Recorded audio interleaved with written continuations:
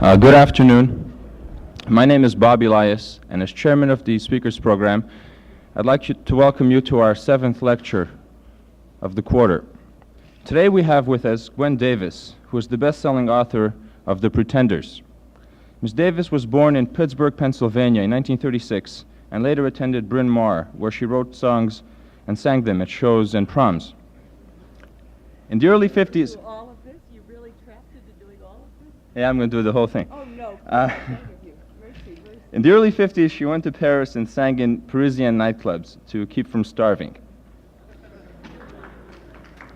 Ms. Davis has written many novels, among them Someone's in the Kitchen with Dinah, which was a story about wife swapping in 1962, a little ahead of her time.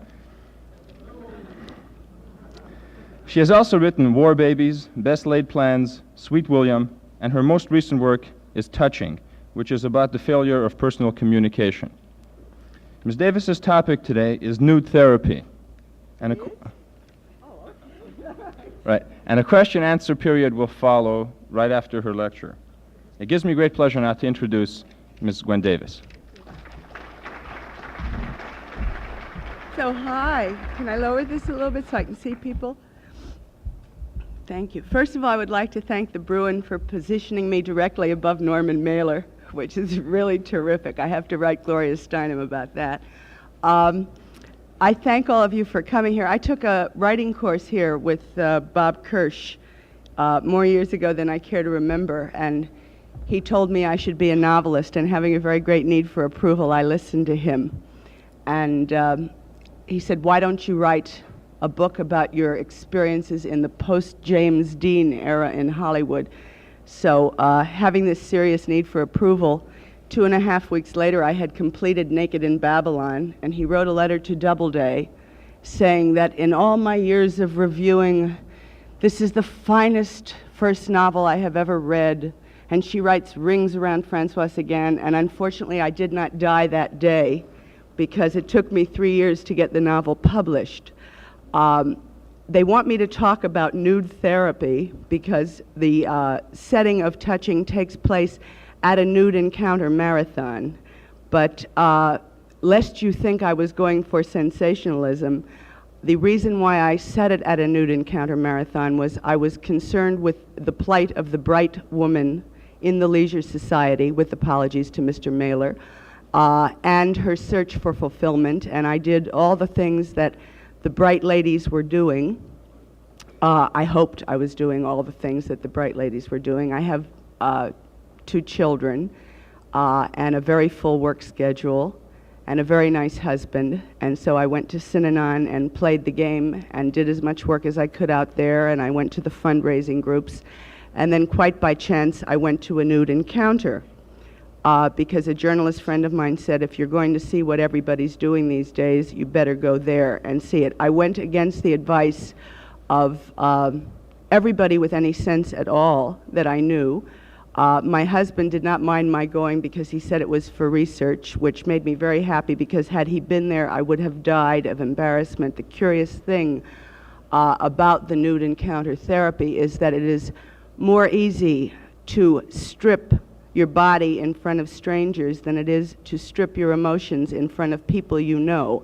And I'm violently against that, both stripping your body in front of strangers and not stripping your emotions in front of people you know. There's a very good book. I hate to recommend anybody else's, but there's a marvelous book called The Primal Scream by Leon Janov, which has to do with the fact that from the time we are very, very small children, from infancy, when our cries come unattended, when we fall down and our parents say, don't cry, it isn't seemly, we learn to put calluses on our feelings. We learn to build up a resistance around our emotions because at some point between the age, I think he says 4 and 7, it connects in your head.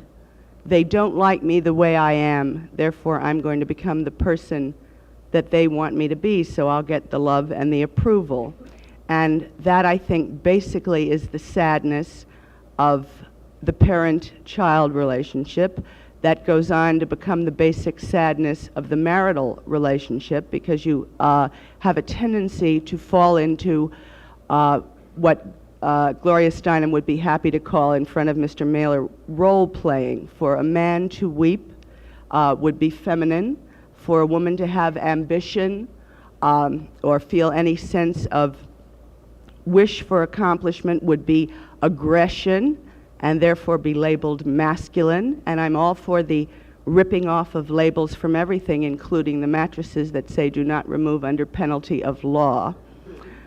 I went to Stanford to get my master's degree in creative writing, which I hope none of you will ever do, along with attending a nude encounter marathon.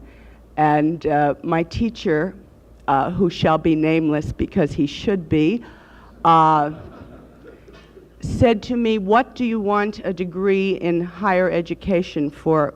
We understand you are very successful." And it upset me considerably, because I hadn't realized that the longing for higher education was equated with failure. I thought there was something wrong with that kind of thinking. And he had a class in the 18th century novel, which I had only pretended to read while I was at Bryn Mawr. So I took the class against his wishes. He said, "You really don't want to take this class, do you?" And I said, "Yes, I do, sir," nameless. They're all very humble there, so you can't call them doctor. You call them Mr. or Sir.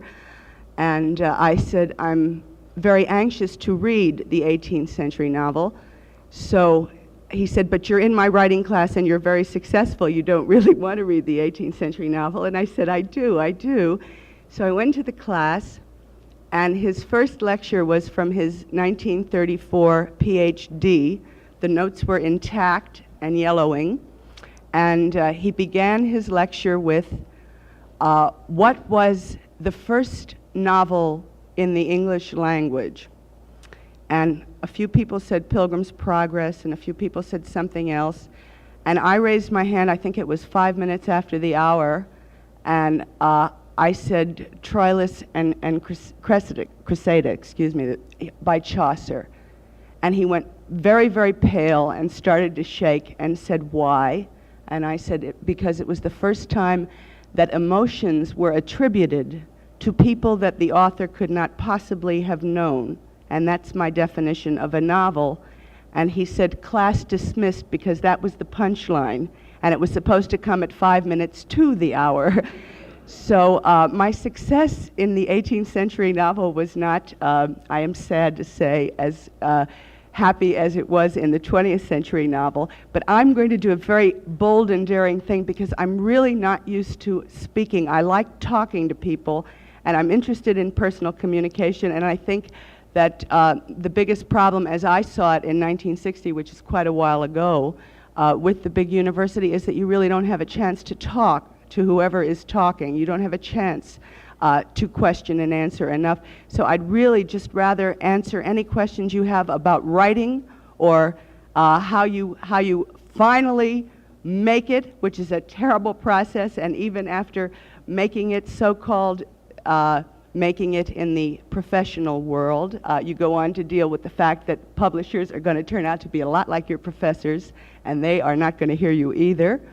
Or I'd like to talk about nude psychotherapy, if you really are interested in it.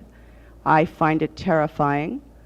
I'd like to take the 5 minute to the hour position and ask you if you have any questions about anything.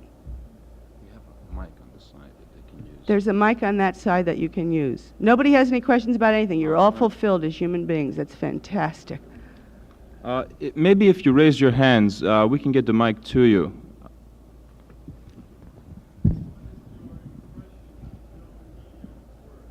Joan Didion, she's very spare and very good. Very unhappy, but a very good writer. Are you leaving, or are you rushing to the microphone? There's a gentleman in the first row. When did you feel that you reached this plateau of creativity in your writing skills? When did I feel I had reached a plateau in my creativity and my writing skills? I hope I haven't reached it yet. I think that you can always improve your craft. I think that that's a question of work and exercise and carrying on, really carrying on. Yes? What are your criteria for a good writer and for good writing? A criteria for good writers and good writing, something incredibly readable. I think there's nothing wrong with taking great pleasure from books. I know this is a really weird attitude to have, especially if you're an admirer of Ken Kesey, but I don't think that the future of literature is in the tape recorder at all. I think it's in books, as soon as you get people back to them. Yes? Fine fellow with the mustache, yes. You. What do you find terrifying about psychotherapy? Well, I feel about any kind of group encounter, any kind of attack therapy, that you've got to be pretty together to stand up under it, because I don't know very many people who are whole enough and together enough as total human beings, psyche, body, and mind, to be able to stand up under a very withering attack. Now, the main basis of almost all of this therapy is the attack theory of therapy, which is you just sit and tell everybody how piggy they are and terrible they are, and they have no right to be there or even be alive, and it's a way of getting a reaction out of another human being. I think that unless such a group is run by a real control, not the Ouija kind, but somebody who is aware of everyone in the group, who is aware of any psychic break that could occur, it's the exact same chance that you take with acid. You never know when the trip will come from which someone will never return. And that's what's scary. You had a question. Why am I making you ask this question? Because I'm interested in what you want to know. That's what my business is, communications. Like the general said, his business was bullets. Mine is communications. I write as much as I can, I listen as much as I can, and I talk as much as I can. So I wanted to hear your question. Yes?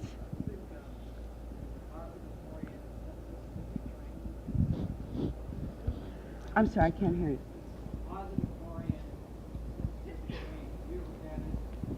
Oh yes, I've been, the sensitivity training part of the nude encounter was fantastic. I mean, I came home very turned on, totally turned on as far as sensual awareness was concerned, and that part of it is fine. What I think is dangerous is when you pummel people psychologically and physically and rip them apart, because you don't, unless there is a totally competent person there, by which I'm sorry, I'm conservative enough to believe that a psychiatrist or a psychoanalyst who really can screen everybody and really knows what's in their head, is the only one who can really conduct one of these groups. The sensitivity training part is groovy, but you can't just be an amateur sensitivity trainer any more than you can be an amateur plumber, unless you really know where the pipes are located and how to put them back together if a bad leak springs. Yes? Don't you feel that just as being trying to amend, being feminine, being aggressive, don't you feel that in the same way that society impressed on people that nude bodies are immoral? Oh, absolutely.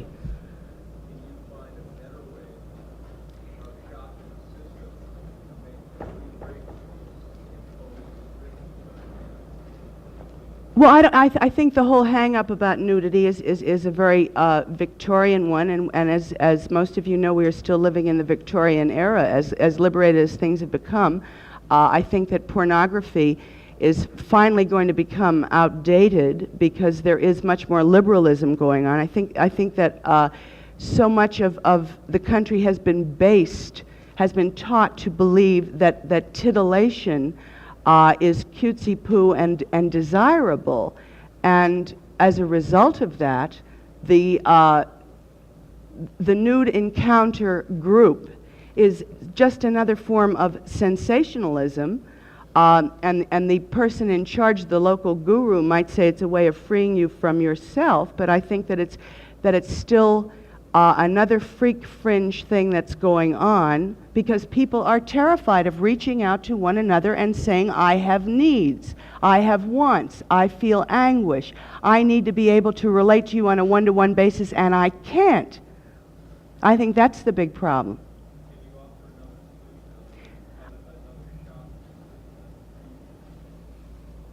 Yes, as a matter of fact, I think that if you bare your soul instead of baring your breast, that you're going to get a lot closer to where you need to be.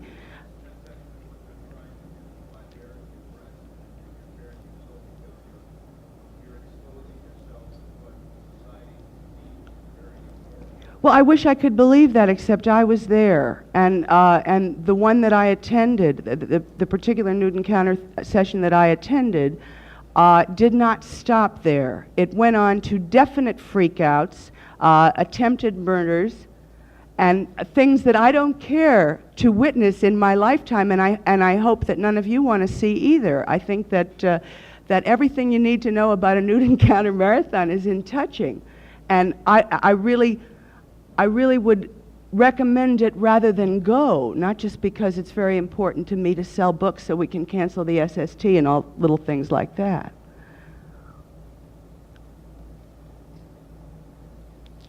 You know, it's a very, very easy thing to go with something sensational and shocking. I think it would be much more sensational and shocking if we weren't afraid and hung up about expressing how we really feel.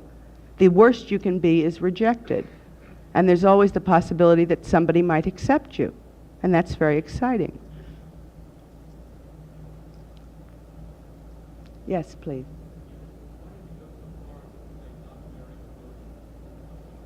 I'm sorry, I can't hear you. Yes. Why did I go so far?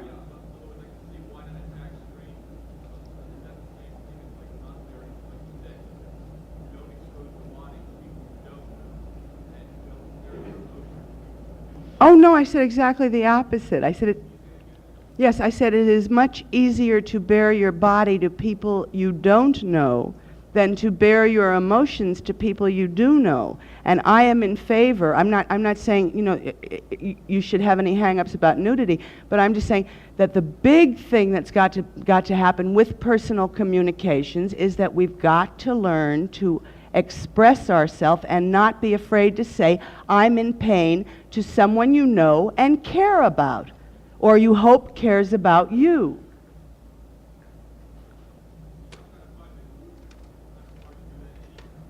A group, it's hard to do that anytime? Can you do it on a one-to-one basis? Oh, well, then you're in great shape. Unfortunately, most people in this society can't. Not the undergraduate society, not the graduate society, but most people out there in not even Middle America, right here in our own groovy Los Angeles, find it very difficult to say I'm in pain.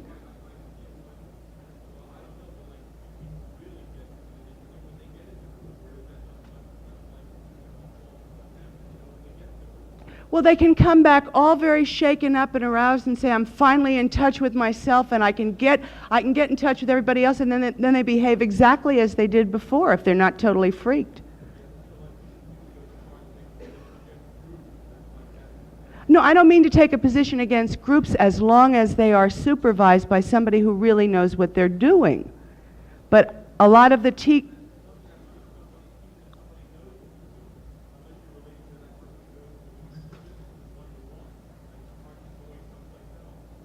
No, oh, see, I can't speak for everybody else because I can only be in the heads of everybody else when I'm writing about them. When I'm living, I'm just telling you what I came away from it feeling.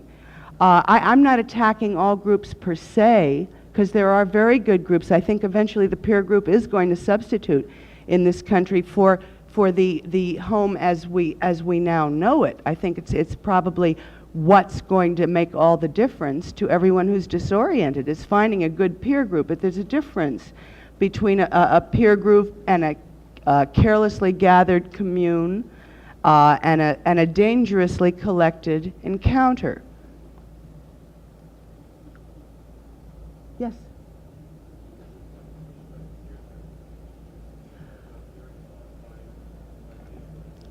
Oh, yeah, I also have a sister who's 20, and she's looking for a peer group, and I hope she finds it, because, you know, the family is not going to make it for her at this point, a psychiatrist is not going to do it for her at this point, and an attack therapy group is not going to find it at this time. What she needs is a feeling of family, because there is no communication in her world as she grew up feeling it, because she cannot relate to a doctor, because a doctor now has become a part of the establishment and it is in alliance with her parents, she feels. And I understand the feeling. So she really needs something like what goes on at Synanon, but not that extreme. Yes?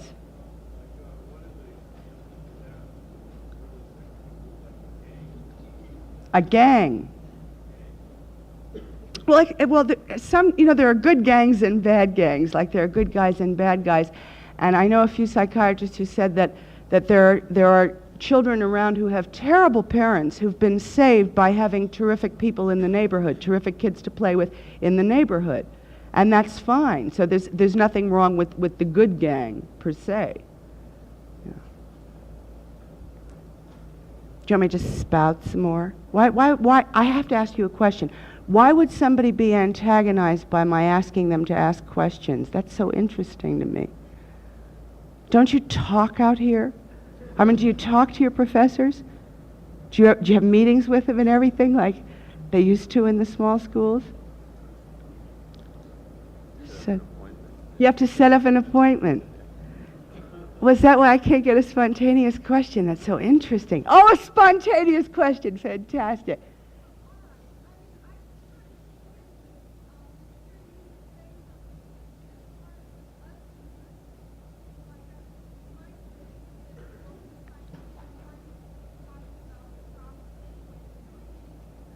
Right.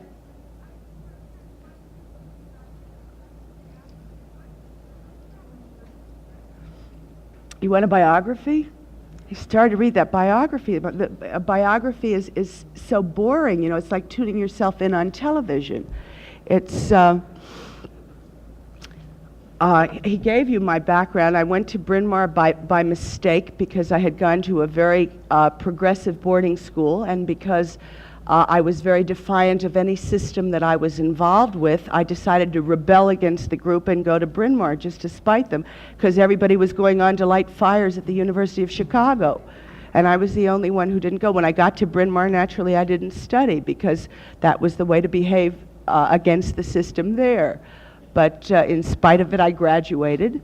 I had a lovely president of the college who, when I returned a few years later from Europe, and I said, Miss McBride, I was much too young for Bryn Mawr when I was here, and I'm ready now for a return to academe, so I'm going to Stanford to study with Wallace Stegner. And she said, well, Gwen, I would hardly call going to Stanford to study with Wallace Stegner a return to academe. But he was away, he was on sabbatical, so it wasn't him I was talking about before, happily. And most of my life was spent trying to break through as a writer, because I wrote all of my life, and I did not feel active or engaged unless I was writing all of my life. And the publish or perish principle, I regret to inform you, does not just exist among professors in a community. It also exists in the personal soul of a writer. And once getting past that and getting published, then you have to communicate with people or perish. And if nobody's reading you, you're not communicating. So I decided to be read. So I wrote a bestseller on purpose. I did it, and I'm glad. You have a question. Yeah, I have a question on what you just said. And there's been a lot of authors around, like, for example, let's say Mario Puzo, who had been writing for a while, not too successfully, and then he came out with The Godfather, which he said he wrote for a bestseller. Right. And then there's Harold Robbins, who probably has a formula for a bestseller, and many authors like that. Why is it that there is a formula like that, that you can't write, you know, what you think is good novel? Why is it that you have to write like Jacqueline Suzanne type stuff?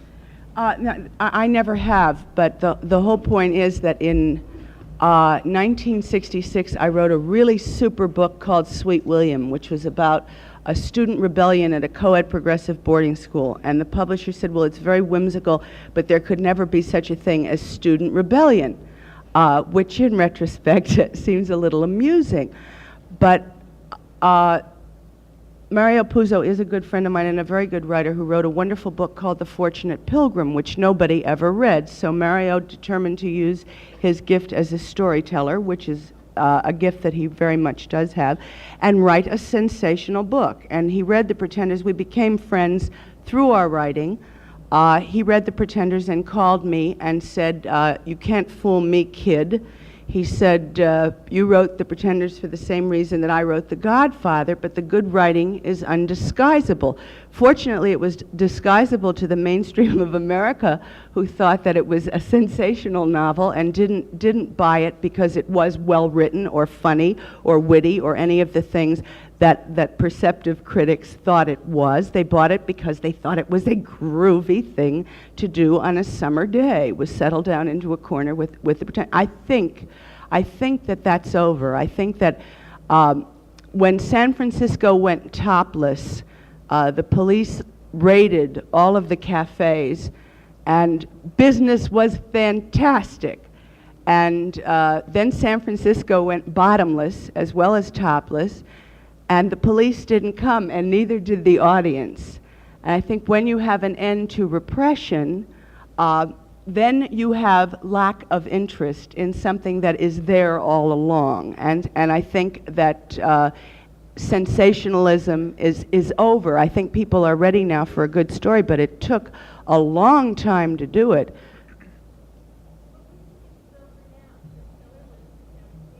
Oh, they have. They've changed fantastically. The success of Love Story, whether or not I agree with what the book is or how it is, the fact that The Crystal Cave, the fact that Islands in the Stream, the fact that all these things are topping the bestseller list, and there was a sensational book that I won't even refer to by title, which was really vile. I mean, really not even funny. I think sensationalism and pornography, if it's going to be really good, has got to be at least funny. Those books aren't selling anymore. And you'll all be happy to know that the sensuous man is not selling as well as the sensuous woman. Because men don't mind buying these things for their girlfriend, but they'd hate to buy one for themselves. Yes? You get very, very angry. And I started writing The Pretenders about the time that my husband was reading Myra Breckinridge, and every time I would come up from my dungeon downstairs with a chapter, he would turn to me and say, you better go back and make it worse. He said, get in there and give them one for the happy heterosexual, because we were both of the opinion that Myra Breckinridge, apart from being a literary joke, was a piece of hardcore pornography. Really hardcore, about as hard as you can get, because it was to me the Christmas present for the man who's had everyone. It was a how-to handbook. Yeah. So I just at one point, I must confess that touching is very much of a piece, because I was very together when I was writing it. I knew exactly the story I wanted to tell, and I was dealing with emotions, and I had my setting, and I was trying to do my Madame Bovary, and she's just not in the provinces anymore with no options but adultery. But when I was writing The Pretenders, I was in a terrific amount of pain, and at one point I called somebody and I said, I'm on page 544 and I don't know what the plot is yet. So it's a very hard thing to do, but I decided to do it, and I did it well, and I think I killed them off, which is really what makes me happy. I mean, I did it to death. If you're going to do something, you better do it to death, is how I feel, with charm and tenderness, of course. Ms. Davis. Yes. Alluding to something you said earlier, Yes. some people have said that once a person discovers his alienation due to the roles that society forces him to play, that he or she becomes extremely lonely. Have you found this to be the case, and in what way has this reflected in your writing, or in what relationship would this feeling play with respect to your characters? Well, it plays a great deal as far as my characters are concerned, because the people in Touching have not opened up and have not spoken to one another. And if the man in the book had not been so concerned with being manly and had said at the beginning of the book what he finally says at the end of the book when it's too late, when it's over, the book would never have existed. The story would never have existed. It happily does not exist in my life, because I'm not afraid of saying what I think, or feeling what I feel, or telling people what I feel. Because, as I said before, the worst you can be is rejected. But personal alienation, because you finally face up to what you're feeling, is a very worthy risk. Because once you face up to what you're feeling and you are alienated, you can always work your way back in. But if you never confront yourself with what you really are, then you have no shot at it at all. And you're putting the lid on your coffin before it's time. Anybody else? Yes, brave man in the first row.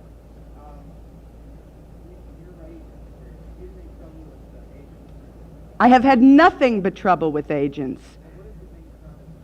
You can't trust any of them. They're all in it for 10%. But go on to the next question, which is, what are publishers in for it? Do you think the joy in your writing? I mean, the luckiest thing that Hemingway ever did was die in 1961 and not live to see the publications of Islands in the Stream. That was not a tribute. That was an insult for them to publish the book the way it was, because he would not have permitted it to be published the way it was. Agents are agents, man. They're pimping. That's 10% of a piece of goods, and in this case, the piece of goods is a writer. I have a charming agent now. I called him. He's the best. I have the best agent in the world, and I called him when I was writing The Pretenders to apologize, because he's very lofty. He represented Carson McCullers and Philip Roth and Eric Maria Remarque and Romaine Gary, and he has a very, very charming and classy stable. And I called him up when I was writing The Pretenders, and I said, I must apologize to you. I said, my next book will be 7 short but beautiful poems about clouds. I said, but right now I'm writing a bestseller. And he called me up, and he's an Austrian, he says. He called me up and he says, but my darling, he says, how can you compare it with this other trash? He says, The Pretenders is so witty, it is so amusing, it is so articulate. He says, one is never aware that you have sat down with a list and said, now where can I include sodomy? But somehow you have managed. Now, when I wrote Touching, I called him and I was very thrilled, and I said, Robbie, I've written a slim, tender book that everyone in America should read, because it really tells it through story and soul about personal communication. I said, a very slim, tender volume which everyone should read and everyone in America will be able to afford, because it will be $5.95, and he said $6.95. All right, I won that battle. It is $5.95, but they're in business. There's just no way. The day of Maxwell Perkins is over. There's no way that Thomas Wolfe is going to lean on the top of his refrigerator and a loving editor is just going to publish him because he thinks it's groovy that a man is very tall and having a lot of pain. That's maybe on its way back, but it's going to take more than a minor revolution to get book people interested in books just because they're good. I'm talking about the manufacturers. I'm not talking about the people that write them or the people that read them. I'm talking about the people that market them. Miss Davis? Yes. You've spoken... How can anybody get what?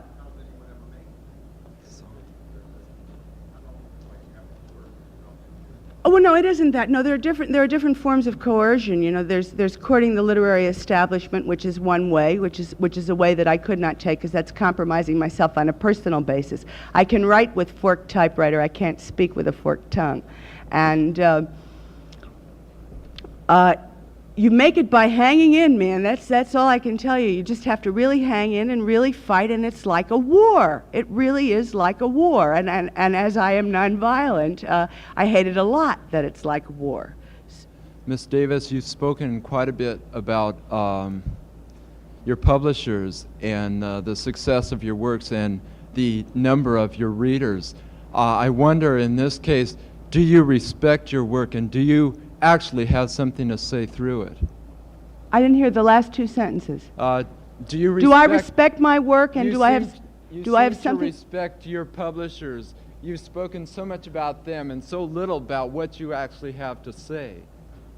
Well, what I have to say is in my books. You know, that's the whole point. Do I respect my work? I love Sweet William.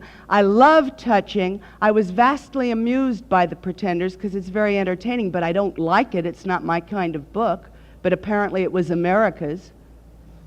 You know. So and now I've really slipped one in on America because they see by the author of The Pretenders and they say, oh, whoopee, whoopee, another one of those, and they're going to be very surprised because it's really a good book. But I snuck it in on them. But yes, I do respect my work. I respect every hour that I had to put in because it's putting your life where your mouth is. Because every time you write something, you put your head in a critical block, you put your head in a public block. It's very easy to hide and watch Hollywood squares, much easier than to write novels. Yes? Yes. No, I've heard Iowa's very good, and I don't know. I have never been there. I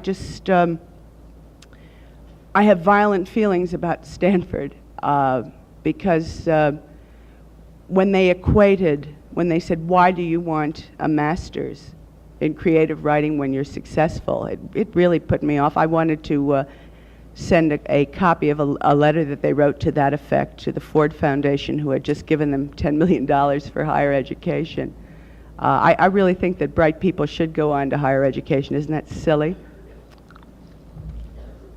Excuse me. We have time for one more question. So.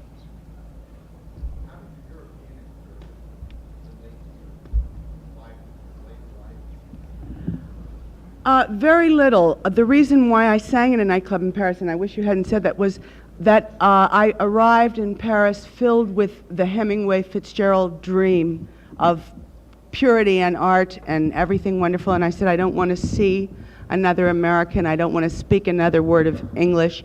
And at the end of 3 weeks, I was selling Herald Tribunes outside American Express, hoping to bump into someone I hated, because they were very cold. It was the worst possible time to be there because it was the point when their economy was just really beginning to fail, and they were blaming it on the Americans. So nobody spoke to me except on the day my rent was collected, and I was living with a French family. Anything I've been through in my life, the south of Spain affected me greatly because I met wonderful creative people. They were not wonderful creative people at the time. People like Dick Lester and Frank Perry and Bill McGivern, who writes tough detective novels, were all in the one particular spot in the south of Spain where I lived for a while. And so we had a very funny, good group of about 12 expatriates living and rapping there. But there was actually almost no communication with any of the French people in France because they really didn't like Americans. There was limited communication with the people of Spain because it's a fascist country, as you know, and they're very much uptight and covered with phalanges everywhere you go, are these funny little men in their hats, so it's really very hard to talk to the people. England is a happy surprise because the English are infinitely more open than people give them credit for being, and they are not at all cold. They are really more deeply involved in other human beings than almost anyone except the Italians, who are a whole other breed. They're ancient Romans, so they've been corrupt for 2,000 years, so they're not afraid to show it. But everything you do just comes into play later on. you know, because you store away things in your brain that you didn't know were there and they fall out in the typewriter. But as for how it actually affected my writing, not at all. Not at all. Thank you very much, Ms. Davis. Thank you all very much for coming.